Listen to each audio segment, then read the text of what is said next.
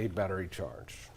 School choice is always a big talker, and pretty soon you may be able to take your kid out of public school and make the switch to private on the state's dollar.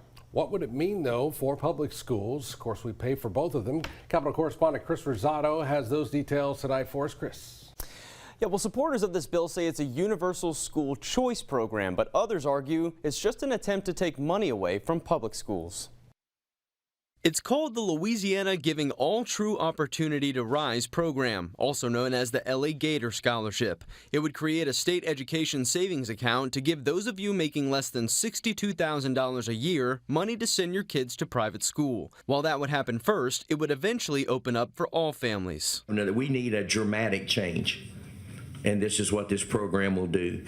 By passing this bill, Louisiana will join 13 other states. Chairman of the Senate Education Committee, Senator Rick Edmonds, says his bill is an opportunity to move the needle. In the beginning phase of the program, according to the Louisiana Illuminator, a family of 4 can receive up to $125,000. The bill creates education savings accounts for Louisiana families. And with this legislation, we put the power back in the hands of parents. The program would launch in the 2025-2026 academic year, with student enrollment starting next March. Stephen Procopio with PAR Louisiana says while his organization is not taking a position on the bill, the concern is if lawmakers are not willing to fully fund it, someone will eventually be left out. We would like to see criteria that says, hey, if they don't fund the whole thing, the people that have kids that have disabilities or are from lower income levels should get first priority. Procopio estimates by the program's 5th year, it could cost taxpayers upwards of $500 million a year.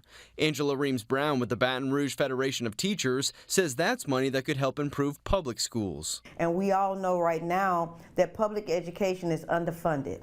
Teachers are below the national pay rate. Support workers haven't received a raise in years. And the monies that are needed to make the classroom work so that our students will have the necessary materials and supplies, it's just not there. Brown says she's all for school choice, but if a parent wants to send their kids to private school, the money should come from their wallet and not the state's. So if passed, the program would start next year, and by 2028, it would become available to all families regardless of income. Guys, back to you. All right, Chris, thank you for that. LSU student government is trying to be more